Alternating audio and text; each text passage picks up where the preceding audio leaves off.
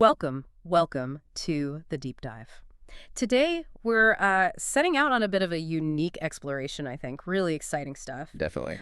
Our mission, essentially, is to take this really rich, kind of varied stack of source material, everything from management classics, military strategy, even classic economics, insights from modern It's tech. a real mix. Exactly. Yeah. And pull out those golden threads. We want to weave together this tapestry of perspectives on what it actually takes to, well, not just survive, but really thrive and lead in these complex worlds of business, strategy, finance. Think of it as maybe your shortcut to being genuinely well-informed. Getting those aha moments, maybe some surprising facts, but without that feeling of being completely overwhelmed by information. We've curated this journey just for you. And what really stands out, I think, as we've looked through this, is the surprising echoes you find, you know, across fields that seem totally separate. Right. Who'd think ancient military tactics could offer, like, really profound lessons for, say, modern corporate finance? It's fascinating. It really is. So our goal today isn't just about downloading facts, is it? It's more about unearthing these underlying principles, connecting the dots, Yeah. from the inner game of leadership Yeah, starting within. to the outer game of market strategy, and then drilling down into that foundational understanding of finance that, well, it underpins everything. It really does. It's about giving you this sort of multidimensional lens, hopefully, to view these critical areas, helping you not just absorb facts, but truly understand their implications, how they might apply in your world. Okay, so let's start right there at the core. Because it seems so clear from these sources that truly effective leadership, the kind that lasts, that inspires, it really originates within the individual. Absolutely. It starts inside. We often talk about leadership as something you do to other people, don't we? But the emphasis here is it profoundly begins with what you do within yourself. If you look at, say, HBR's 10 must-reads on managing yourself, it highlights this absolute necessity of operating from a combination of your strengths Knowing what you're good at. and deep self-knowledge. That's the key for what it calls lasting excellence. It's not just about being good at one thing in isolation, it's knowing your unique blend, talents, passions, even your weaknesses, right? Yeah, the whole picture. And then consciously using that self-awareness, it feels like the difference between, a quick win and something sustainable. That makes sense. Sustainable is the word. And the same source talks about remedying bad habits, those things that just derail even the best intentions. Oh, yeah. We all have It those. uses this great image, almost poetic. Beautiful plans fail without follow-through. I like that. It's home. What does that really mean? Well, it suggests that while ideas might move mountains, the real gritty work, the actual moving of earth that's done by bulldozers. Right. The hard graft. It's not just a clever phrase, is it? It's this reminder that the work isn't over when the plan is, intellectually perfect on paper. A leader doesn't just create the strategy. No, that's just the start. They then have to find the right people, explain it clearly, adapt it as things inevitably change. Of course. Yeah.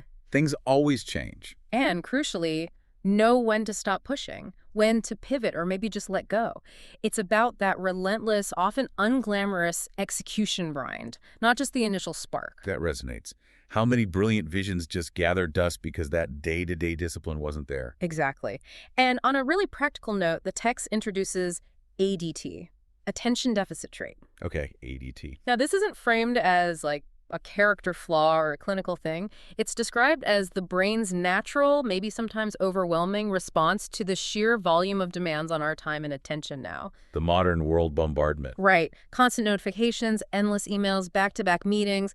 Our brain's capacity for deep problem solving just shrinks. Creativity shrivels, mistakes go up. I feel that. It's a real challenge. And the suggested countermeasures are, well, surprisingly simple but powerful. Things like fostering positive emotions through real face-to-face connections. Actual human contact. Imagine that. Taking physical care of your brain, enough sleep, healthy food, exercise. Basically treating your body like the operating system for your mind. Makes sense. Hardware affects software. And finally, organizing for ADT. Designating specific, protected time for focused thinking, planning time, even just clearing your desk space to foster mental clarity. Little things, but they add up. These aren't just tips. They feel more like essential practices for staying sharp. Absolutely. Then if we look at Peter Drucker's, classic work, Managing Oneself, he really pushes back against the societal expectation that everyone can or should achieve success in a knowledge society. He calls it an impossibility, flat out. Wow, okay.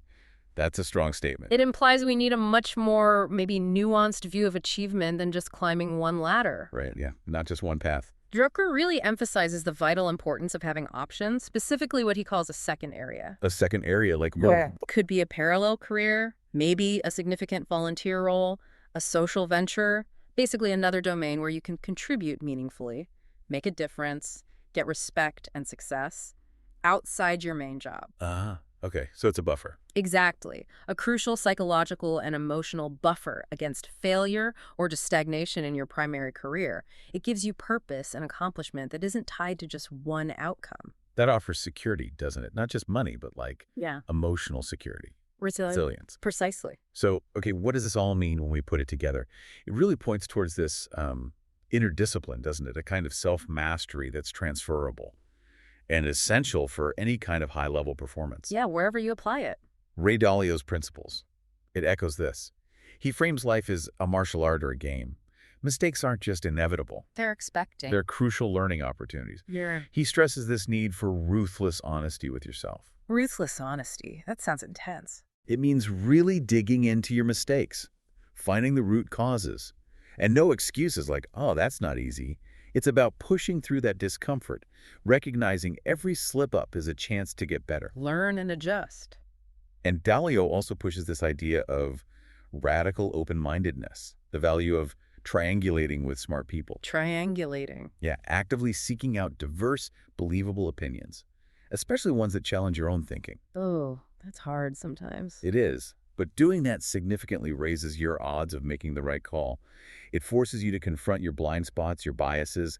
He contrasts it with closed-minded behavior, making statements instead of asking questions. Or just trying to prove you're right instead of finding the best answer. Exactly. That intellectual humility is powerful for avoiding traps and finding better solutions. That idea of ruthless honesty and embracing mistakes, that's really powerful, especially linking it to seeking out different views. But hang on, what about leaders in really visible roles where admitting a mistake might look like weakness, might erode confidence? How do they balance that Dalio principle with, well, the real-world pressure of public perception or their board breathing down their neck? Yeah, you've hit on such a critical point there. It's often a paradox, isn't it? The sources, like the most important thing illuminated, point out that even the very best investors, the best leaders, they have batting averages well below 1.00. Right. Nobody's perfect. It's a game of probabilities, not perfection. Anyone pretending otherwise is, well, kidding themselves and probably others too. So the real trap isn't the mistake itself. No, the real trap is when that fear of looking wrong stops you from taking the right contrarian action or stops you from holding firm when everyone else is panicking. I see. It's almost like the market or any tough situation gives you opportunities precisely when others are giving in to that fear. They make mispricings, mistakes, which, paradoxically, are the only road to consistent outperformance. So strength is humility and courage to communicate. Exactly. The humility to learn and adapt and the courage to communicate that learning, even if it means saying, we got that wrong.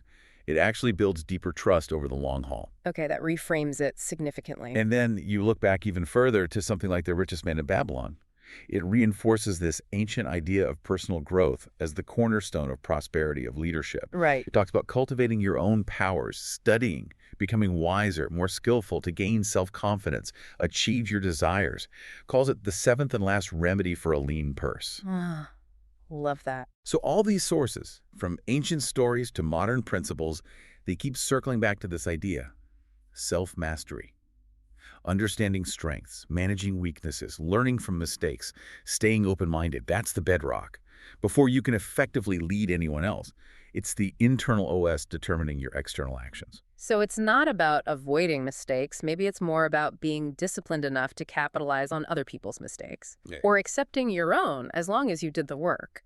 Sounds less like predicting the future, more like managing your own psychology. I think that's a great way to put it. Right. Tuning your own instrument is vital, but, a solo performance doesn't win the symphony. The real magic happens when you orchestrate a team. So how do these ideas of inner strength Translate. How do you build and lead others with genuine trust? That's the next step, isn't it? All right. Moving from the individual. Yeah, outward.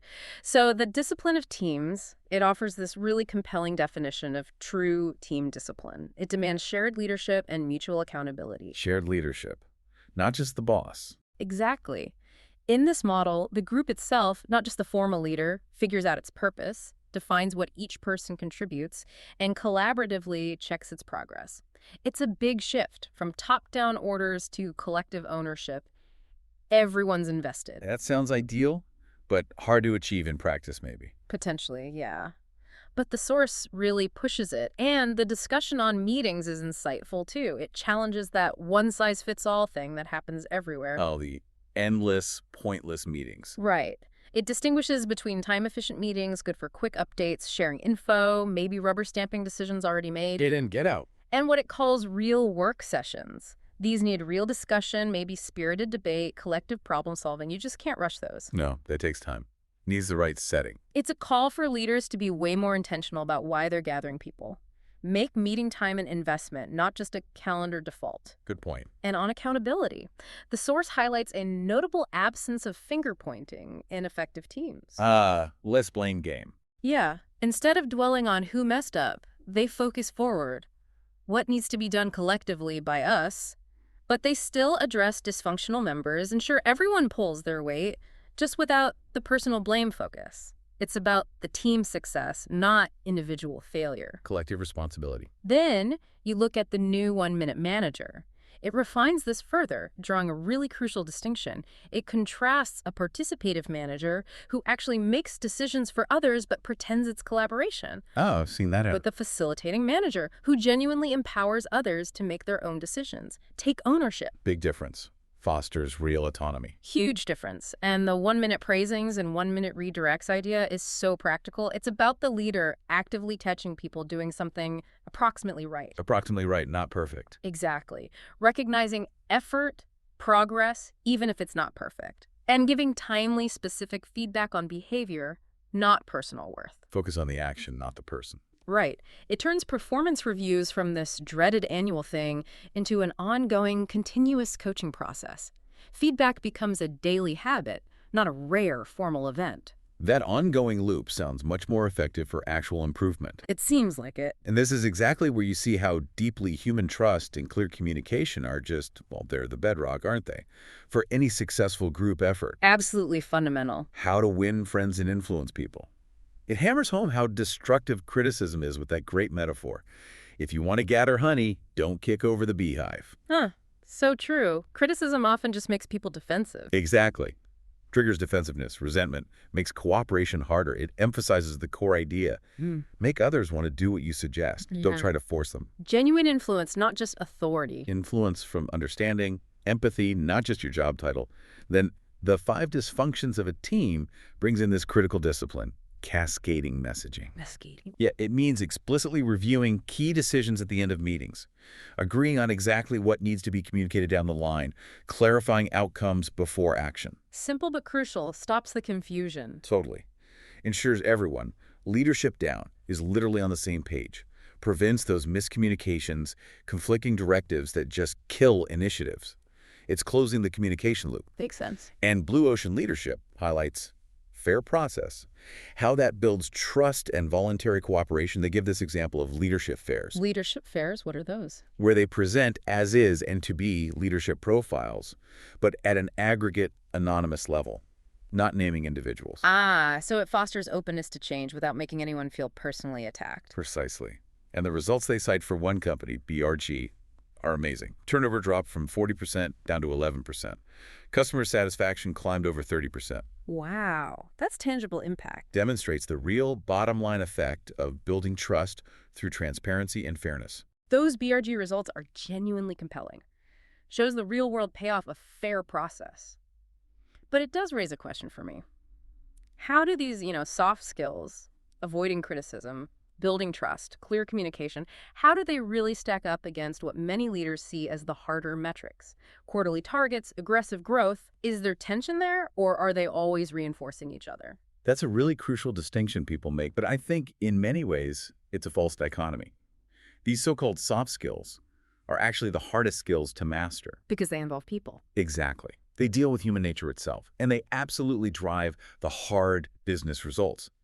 The 7 Habits of Highly Effective People puts it beautifully. You can't talk your way out of problems you behave yourself into. Oof, powerful. It means real influence, sustainable results. They flow from your character, your principles consistently applied, not from slick techniques or rhetoric. If your private actions don't match your public words, trust just evaporates. Yeah. And no amount of hard strategy fixes that. So character is destiny, in a way, for a leader. In many ways, yes. The book also shows the friction caused by different assumptions about roles.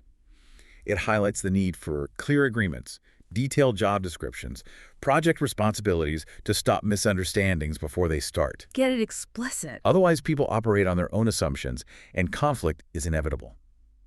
And finally, the think win-win philosophy is presented as this paradigm shift, always seeking mutual benefit. Not just my way or your way. Right. Believing in a third alternative. It comes from an abundance mentality. The idea that one person's success doesn't have to mean someone else loses. You can grow the pie together through collaboration. Synergy. Exactly. All this just underlines how deeply human psychology, clear processes, and, frankly, an ethical foundation are all tangled up in building teams that perform consistently and are resilient. They deliver the results. That's a really powerful bridge, actually, from that internal world of leadership and teams to the external focus, understanding and shaping the competitive environment. Let's shift our view now to strategic vision, how leaders craft purpose, position themselves in the market. Okay, the outward look. Playing to win really hammers home defining who you are winning with and against. It pushes leaders beyond just focusing inward on their products or processes. Which is easy to do. And forces that outward focus on consumers, on top competitors. This means fundamentally redefining the business you think you're in. How so? Give an example. Well, instead of a phone maker saying, we make smartphones, a more strategic view might be, we're in the business of connecting people, enabling communication anywhere, anytime. Broader purpose. Or a skincare company isn't just making creams, it's helping women feel beautiful or men feel confident. That reframing puts the consumer's need or desire right at the center, guides everything else. Places the customer at the core of the strategy. Precisely. And Start With Why gives that brilliant example of Sam Walton at Walmart. His core focus wasn't just low prices, it was deeply about people. His employees, right. Yes. He believed if you genuinely look after your people, your employees, they'll look after the customers. And the business success just follows. That people-first idea, understanding the why behind the what, was fundamental to their growth and success. Created a culture. Purpose driving profit. And you see it again in Pour Your Heart Into It, about Starbucks. Howard Schultz talks about their ambition beyond just profit. The mission wasn't just selling coffee. No, it was educating people about fine coffee, elevating the experience. Right, and the vision was creating an atmosphere in the stores, romance, community, that third place idea between home and work. Creating an experience, not just a transaction. Schultz describes this idealistic dream to be different from typical corporations, prioritizing people first their employees, or partners as they call them, then customers, then shareholders. That's a radical order for many businesses. It really was, and they backed it up, offering benefits and stock options to everyone, even part-timers. Showed how deeply that people-centric mission was baked into the business model. Proved purpose and profit could go hand in hand. It's clear then, effective strategy needs both that sharp external focus, that purpose, and a disciplined avoidance of common mistakes. Michael Porter's competitive strategy is just foundational here. Gives us that framework for industry dynamics. Yeah, Porter's 5 forces and all that. Right. He explains how changes in industry structure, like size shifting, new tech emerging, buyer behavior evolving, how these can either help new strategic groups form or mush existing ones together. So the landscape keeps shifting. Constantly. For instance, as an industry grows, maybe vertical integration becomes more feasible, allowing differentiation. But if it matures and consolidates, those distinct groups might just blur. Okay. Porter also highlights exit barriers. These are the things that lock companies into an industry, making it incredibly hard to leave, even if they're losing money. Like what kind of things? Think about, say, traditional newspaper printing. Massive, specialized presses you can't easily reuse. Long-term employee contracts. Big distribution networks. Huge fixed assets and commitments. Exactly. You can't just pack up and sell them easily. And when firms can't exit gracefully from a declining industry, it makes things worse for everyone left. How so? It leads to intense, often suicidal competition. Destructive price wars become common. It's a race to the bottom because the excess capacity just won't leave the market. Hampers consolidation and recovery. Grim picture for those industries. It can be. Then good strategy, bad strategy offers this sharp critique of common strategic mistakes. Huh. It insists strategy is choice. Ah. So a do-it-all strategy where everything's a priority, that's bad strategy. Because if everything's a priority, nothing is. Precisely. And it warns against the Don Quixote strategy, just attacking the strongest competitor head-on without a clear, overwhelming advantage, often just a recipe for failure. Tilting at windmills. Exactly. The book also talks about identifying barriers to choice. These are the conditions least likely to hold true for a strategy you're considering. Understanding those potential roadblocks stops you moving forward until you've rigorously checked them out. Test your assumptions up front. And Red Ocean Traps warns managers not to see market-creating strategies only as customer-oriented. Yes, customer focus is vital, but it's not the only path to innovation. What's the alternative? Salesforce.com is the prime example here. They created a whole new market, not just by serving existing CRM users better, but by converting non-customers. Non-customers. Yeah, small and mid-sized firms that had rejected the complex, expensive on-premise CRM software at the time. Salesforce offered a simpler, cloud-based subscription model, removed the barriers for a whole new group. Ah, they found people who weren't even in the game before. Exactly. Highlights a crucial distinction. Sometimes creating markets is about finding a whole new audience that isn't currently served, not just optimizing for your existing ones. That Salesforce example, turning non-customers into a market, wow, that's genuinely counterintuitive. Incredibly insightful. It completely reframes how I think about market creation. Not just better service for current users, but finding a whole new pool.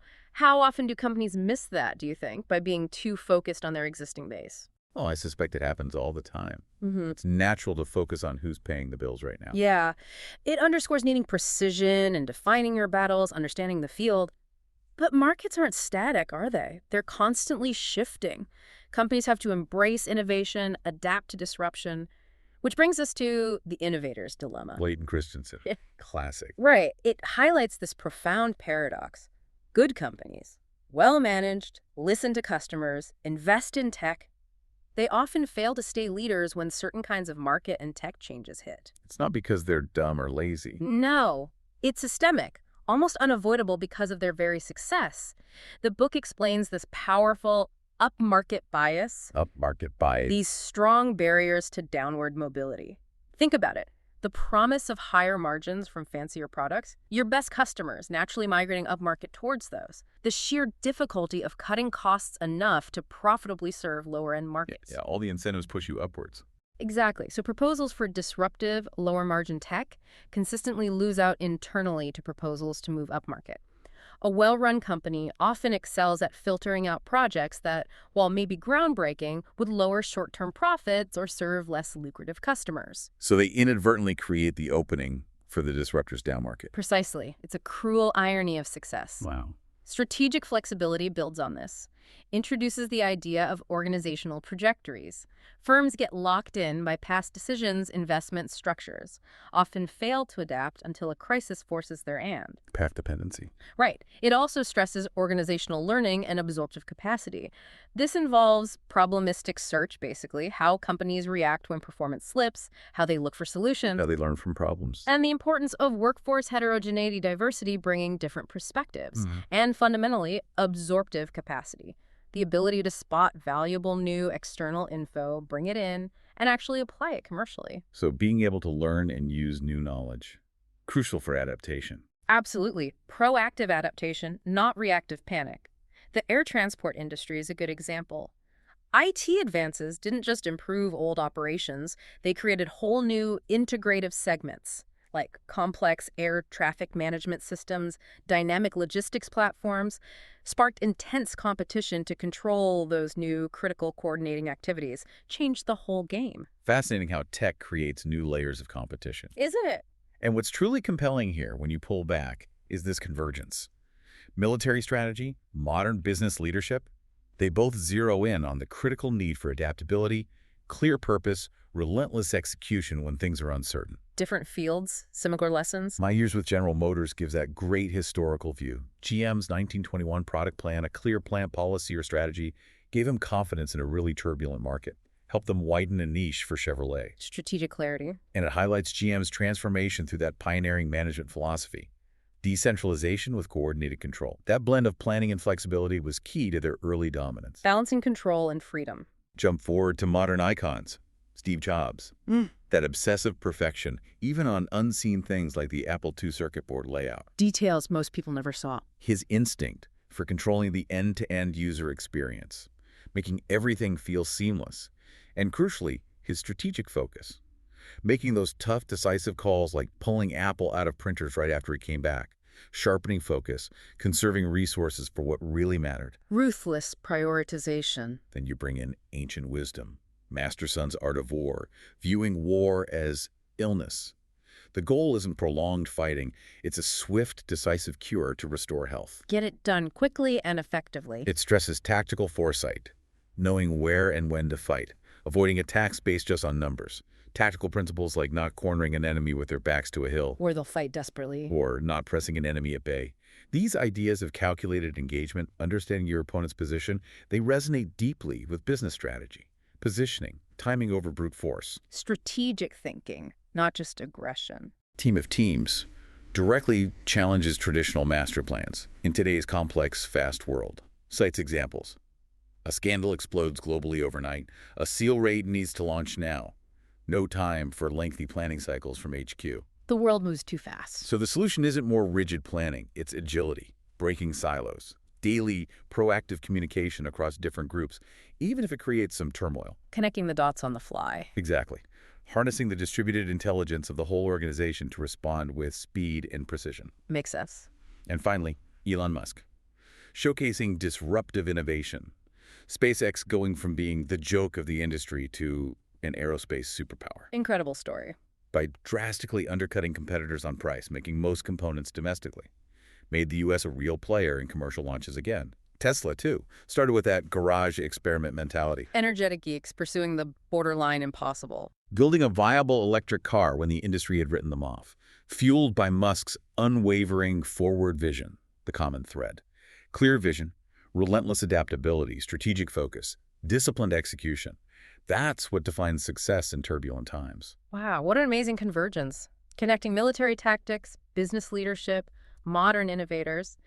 That brings us perfectly into these unseen forces that shape so much. Finance, economics, market psychology. With stuff under the surface. Yeah, not just dry numbers on a page. They're deeply tied to human behavior, emotions, decisions. Let's start with navigating investments, understanding market irrationality. The Intelligent Investor, Benjamin Graham. The Bible of value investing. Right. It emphasizes successful investing over a lifetime doesn't need a stratospheric IQ or special insights or inside info. What you need is a sound intellectual framework for decisions. The system. And crucially, the ability to keep emotions from corroding that framework. The message is crystal clear. Emotional discipline, controlling your impulses, sticking to principles, that's paramount over raw intelligence. Tempered it over IQ. Exactly. The book introduces Mr. Market, your imaginary, manic, depressive business partner. His fluctuating, often irrational moods create opportunities. You can choose to profit from folly rather than participate in it. Buy when he's depressed, sell when he's euphoric. Perfect summary. The ink to my example is just stunning. Early 2000 dot-com bubble. Stock valued at $25 billion. That's 250 times revenues. Totally disconnected from reality. Insane valuation. Then just 2.5 years later, mainly due to sentiment changing, not the business collapsing, market value crashes to under $40 million. Not 0.35 times revenues. Jekyll and Hyde indeed. Shows the sheer irrationality possible. And the intelligent investor uses those swings. Buys low, sells high, instead of getting swept away by the crowd's mood. Easier said than done, but that's the goal. The most important thing illuminated digs deeper into investor psychology, highlights the fear of looking wrong. Oh yeah, that's a big one. Yeah. Ego gets involved. Huge emotional pressure. The book is candid. Even the best investors have batting averages well below 1.00. You will be wrong sometimes. Accepting that is crucial. Part of the game. And the text highlights that inefficiencies, mispricings, misperceptions, mistakes that other people make provide potential opportunities for superior performance. They are the only road to consistent outperformance. It's because if markets were perfectly efficient, there'd be no edge. Exactly. So it's about having the conviction to be on the right side of others' mistakes and the patience to wait for the market to catch up. Recognizing and exploiting those inefficiencies, Right. driven by psychology. Precisely. And what's truly fascinating here is how these deep psychological insights really reveal the human biases that drive these market swings, Right. and how awareness of them can lead to much better, more rational decisions. Yeah, understanding the why behind the irrationality. Thinking fast and slow. Kahneman, foundational stuff. It explains that the expectation principle, weighting outcomes by probability, which seems logical, is actually poor psychology.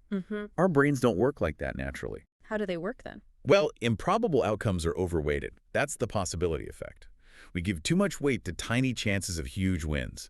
Lottery tickets, right? Guilty as charged occasionally. And conversely, almost certain outcomes are underweighted, the certainty effect. A small risk can put us off near guaranteed benefits. This leads to poor sensitivity to intermediate probabilities, messes up how we assess risk and reward. Our intuition misleads us on probability. Often, yes. The book also talks about System 1 and System 2 thinking. System 1, intuitive, fast, confident answers, but often unreliable. System 2, deliberate, effortful, analytical, but indolent. Lazy system 2. Yeah, it often just a rubber stamp System 1's quick takes without enough checking. Leads to predictable biases, anchoring on the first number you hear, being overconfident in our judgment. Knowing these biases exist is the first step to countering them. Absolutely. Understanding our brain's defaults is crucial for anyone trying to be rational, especially with money. Makes sense. Art of the Start 2.0 gives that practical, real-world view from venture capital, where these insights are applied constantly. It clarifies VCs look for high returns on specific investments, knowing many will fail. They expect failures as part of the model. Right. They focus on cash returns. Right. Like if I put in $1 million now, can I get $5 million back in 45 years, a 5x return? They don't obsess over IRR for individual deals early on, which can be misleading. Pragmatic approach to high risk, high reward. Understands probabilities, portfolio effects, and human behavior in the market. Exactly. It's applied psychology and probability. That's truly fascinating. How our own minds can be our best asset or biggest enemy in finance makes total sense. Managing the psychology of risk is maybe just as important as the math. I'd argue it often is. Okay, let's zoom out even further. To larger economic systems, financial innovation, and that idea of value beyond just profit, which we touched on with Starbucks. Paul Krugman's "A country is not a company." Such a crucial distinction. Often missed in public debate. Right. He argues persuasively that a country isn't just a large company. The insights that work for a CEO in their firm often don't translate well to national economic policy. The goals, constraints, mechanisms, totally different. Apples and oranges. He highlights a key principle. A country's overall balance of payment sales to foreigners versus purchases from them must always balance to zero eventually. Okay, explain that a bit more. Well, a country can run a trade deficit, buying more than it sells, or a surplus, selling more than it buys, short term. But that imbalance has to be matched by an opposite imbalance in the capital account. Meaning, if you have a trade deficit, you must be selling more assets, bonds, real estate companies to foreigners than you're buying from abroad or borrowing from them. It has to balance. The money flows have to net out. Exactly. This fundamental accounting identity often gets lost in debates about national economic health, leads to simplistic, often wrong policy ideas that ignore how interconnected trade and finance really are. Need to see the whole system. Precisely. And what's really fascinating here is just how intricately, sometimes contradictorily, capital flows, tech shifts, and philosophical views all weave together to shape economies and define what we even mean by value. It gets complex quickly. Finance and technical change suggest that radical change also brings forth clusters of bold, sometimes reckless financiers. It even posits major financial bubbles aren't just madness. No. What are they then? They can be seen as massive processes of credit creation to install each technological revolution. Think about it. Speculative capital surges are often what funds the risky, transformative infrastructure needed for new paradigms. Railways, the internet. So bubbles might be a necessary, if messy, part of progress. That's one interpretation. Messy, definitely. Then the technological revolution in financial services looks at current shifts. The rise of corporate VC funds from big banks, Citi, Goldman, Santander, investing heavily in fintech. Incumbents adapting, not just being disrupted. It's exactly. Strategically integrating new tech. And it highlights human-machine synergy in financial advice. Machines handle routine stuff efficiently, onboarding, rebalancing, data crunching. Freeing up the humans. For what they do best. Understanding deep client goals, providing empathy, crucial emotional support during tough times like recessions. That combo enhances outcomes. Best of both worlds. John Maynard Keynes' general theory. Foundational economic insights still relevant today. He explains employment levels depend on entrepreneurs' expected proceeds from investments, determined by where aggregate demand meets aggregate supply. Expectations driving the economy. Big time. He introduces the propensity to consume, how much we spend versus save, the inducement to invest, what drives business investment, and the rate of interest, cost of money. Those three, he argued, are the key levers understanding booms and busts. And why governments might intervene. Exactly. Via fiscal and monetary policy. Keynes also defined liquidity preference, why we hold cash, transactions, precautions, speculation, and how that influences interest rates, and thus investment. Deeply interconnected factors. So Keynes gives us these fundamental levers, these intertwined factors driving national economies. But that brings us right to this really stark philosophical split in economics, doesn't it? On one side, Keynes suggests intervention might be needed. On the other, Milton Friedman. Capitalism and freedom. Such a strong, often debated stance on corporate responsibility. Shareholder primacy. Right. He argues a corporation's social responsibility is to make as much money for its stockholders as possible, calls anything else fundamentally subversive.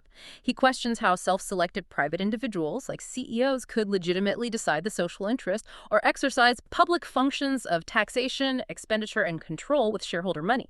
How do you reconcile that view with, say, Starbucks putting people first, or even value of everything challenging how we define value? That's the core tension in modern capitalism, absolutely. It's a brilliant question. Friedman's view, rooted in classical economics, sees maximizing shareholder wealth as the most efficient way a firm contributes to society, believes the market, not managers, should allocate resources for social good. Anything else is misallocation, taxation without representation. A clear but narrow focus. Yes, very clear. Conversely, value of everything throws a wrench into traditional categories of value. It suggests things like a VC's 20% take on an IPO or profit purely from currency fluctuations might sometimes be seen as rent. Rent, as in not newly created value. Exactly. Income derived from existing assets or market position, not necessarily from creating something new. This perspective urges us to look beyond simple economic metrics. Consider the deeper socioeconomic political conflicts underlying how value is defined, measured, and crucially, who benefits, especially as economies move from industry to digital, often financialized models. So it's a constant debate about what value even means. It really is. This collection of sources just shows the complex, sometimes contradictory forces shaping our economy. Forces us to constantly ask, what do we truly value? Yeah. How do we measure success beyond just the bottom line? It's an ongoing, vital conversation. Hashtag tag outro. Wow, what an incredible journey today. A real deep dive, wasn't it? Into these complex forces shaping our professional, even personal lives. Covered a lot of ground. We really did. Started looking inward, didn't we? The need for self-leadership, personal effectiveness, Right. understanding inner strength, managing our minds, embracing our strengths as foundational. The starting point. Then we moved to team dynamics, cultivating trust, saw how shared leadership, fair process, clear, empathetic communication, how they're the bedrock for collective success. Who building outwards? From there, zoomed out to strategic vision, navigating markets, crafting purpose beyond profit, adapting to disruption, drawing lessons from ancient strategy and modern innovators. External game. And finally, plunged into those unseen forces. Finance, economics, market psychology, uncovering those powerful, often non-rational human biases driving decisions, and the intricate dance between capital, technology, and evolving ideas about societal value. Connecting it all together. Our mission here, at the Dupe Dive, is always to try and distill these critical insights from all sorts of sources, foster a richer, more nuanced understanding of the challenges, the opportunities you face, in business, in life. And here's where it gets really interesting, I think. Yeah. It seems abundantly clear that the ability to synthesize, to adapt, to apply knowledge from this huge range of human experience across different fields, That's the ultimate competitive advantage Right. in any domain. That ability to connect the dots, it's Yeah, powerful. it really That's is. perfectly put. And maybe as you navigate your own world, professional or personal, this raises an important question for you to think about. How might consciously recognizing these deep, often non-rational human drivers in yourself, your team, your competitors in a market, how might that allow you to not just predict the future, but maybe actively shape it? Shape it. How so? Well, the persistent thread through all these sources today was the human element, wasn't it? Our motivations, biases, our ability to cooperate, our capacity for brilliance and folly, these are tied to every outcome. Startup, huge corporation, national economy, doesn't matter. The human factor is always there. Always. So maybe carry this curiosity forward. Continue your own deep dives into these unexpected connections, because that's often where the most profound truths are hiding.